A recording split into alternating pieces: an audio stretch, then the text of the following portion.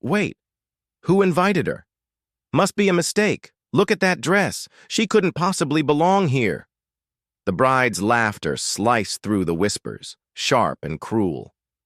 Security should have stopped you at the door. This is a wedding, not a shelter. Eyes locked on Amara. Champagne glasses paused midair. Laughter spread like wildfire, each chuckle burning hotter against her trembling frame.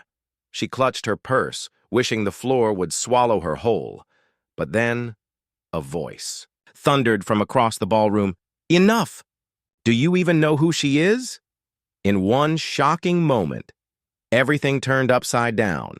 This is the night a little black girl shattered a billionaire's pride. Welcome, story lovers. From where are you watching? Hit the like button and drop your city name in the comments so we can see how far our story travels. Amara had never been in a place like this before. The grand ballroom shimmered with crystal chandeliers that threw light across tables dressed in silk and gold. Every guest looked as if they had stepped out of the pages of a glossy magazine, dresses flowing, diamonds catching the light, men in tuxedos with glasses of champagne in hand. And there she was, a small, quiet black girl in a simple blue dress, standing near the back where no one would notice her. She wasn't meant to stand out. She wasn't meant to belong. That much. She felt in the way people's eyes slid past her, pretending not to see. Amara had grown up in a world far from this one. Narrow streets, laughter spilling from neighbors' porches, and nights where her mother reminded her that kindness was worth more than gold. But tonight, kindness seemed to have no place here. 3. Wedding was a spectacle. The bride, dazzling in a gown worth more than most people's homes, floated across the room with a practiced smile. Guests whispered in admiration, cameras flashed, and music swelled. Amara watched quietly, trying to enjoy the celebration, trying to convince herself she wasn't out of place. But she knew. She knew the lines that separated worlds like hers from worlds like this one. Every laugh, every glance in her direction seemed to remind her of it. Still, she stayed, clutching her small purse, reminding herself she had every right to be here. The tension lingered in the air like smoke, invisible, yet suffocating. She could feel it building. Something was coming, something that would turn this glittering night into a memory no one in the room would forget. Amara didn't know it yet, but before the night ended, the power in the room would shift, and the girl they all overlooked would become the center of a story none of them could have imagined. At first, the evening seemed to drift along as expected. Guests toasted the newlyweds, and laughter rang out from the tables as the band filled the ballroom with soft music. Amara sat quietly at the farthest table, nibbling on a piece of bread and trying to ignore the feeling of being watched. She told herself she was here to celebrate, to witness a happy moment, nothing more. But in a world of chandeliers and designer gowns, her presence was like a whisper in a thunderstorm, noticed but unwanted. It began with murmurs. 2 women at the following table leaned in, their jeweled hands covering smirks. "Who invited her?" one whispered, though just loud enough for Amara to hear. "She doesn't belong at a wedding like this." The other tilted her glass, her eyes scanning Amara's simple dress. "Probably a charity case." They laughed, their bracelets clinking like bells. Amara's chest tightened. She looked away, staring at the flickering candles, willing herself not to cry. But the sting of their words lingered, louder than the music.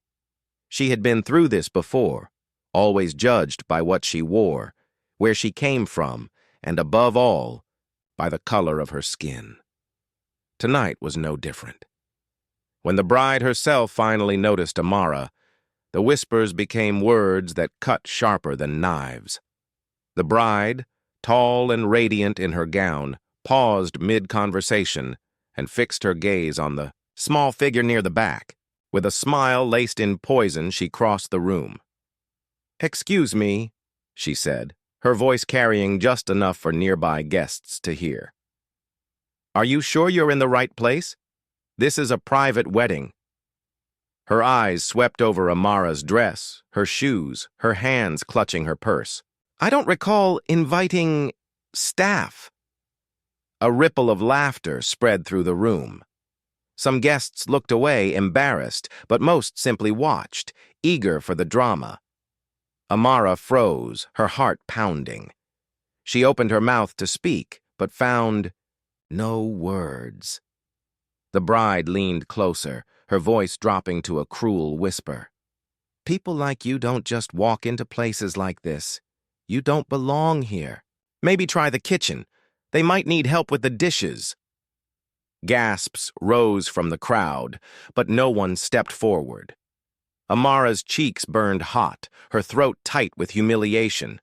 She wanted to disappear, to melt into the floor.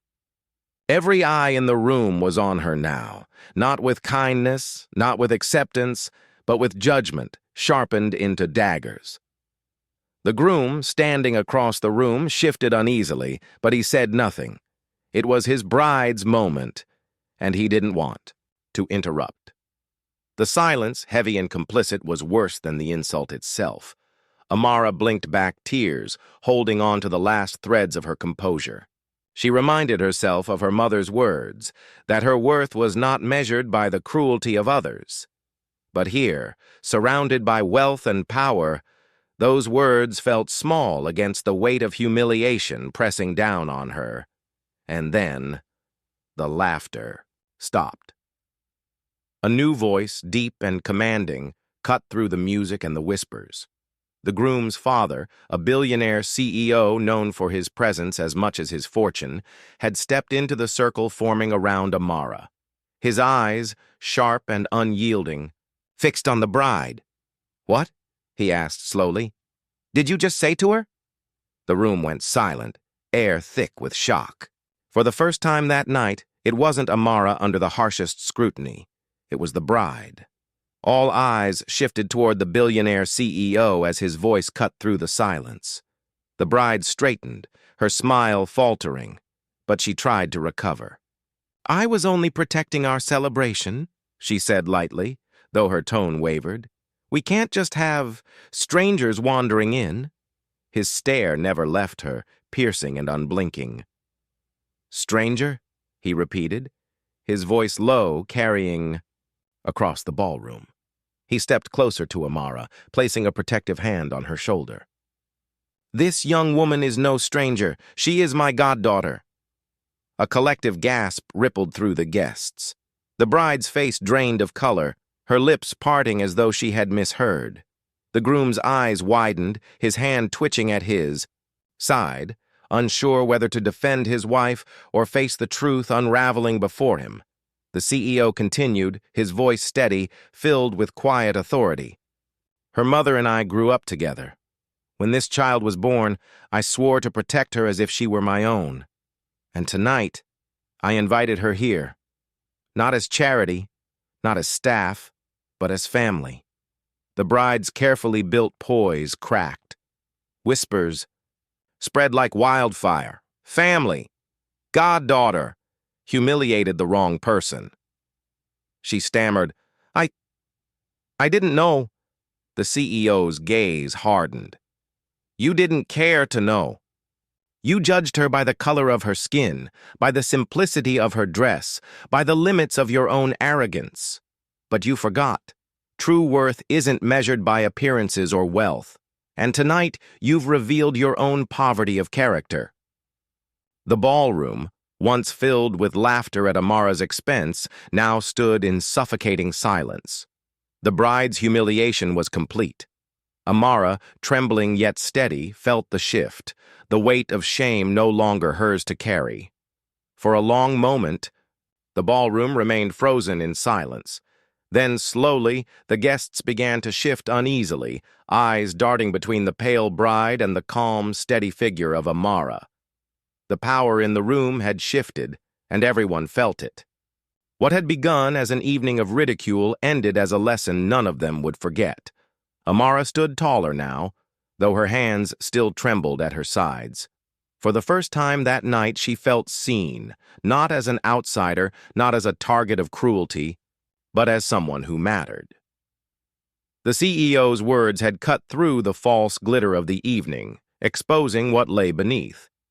He had reminded them all that dignity and respect cannot be bought or staged.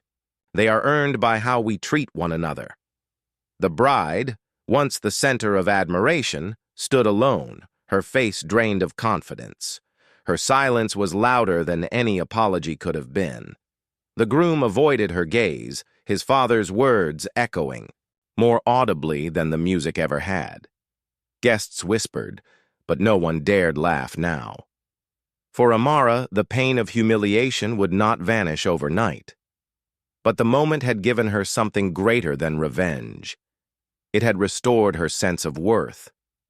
She had been tested, stripped bare by judgment, and yet emerged with her head high, shielded not by wealth, but by truth. This story is not just about one girl at one wedding.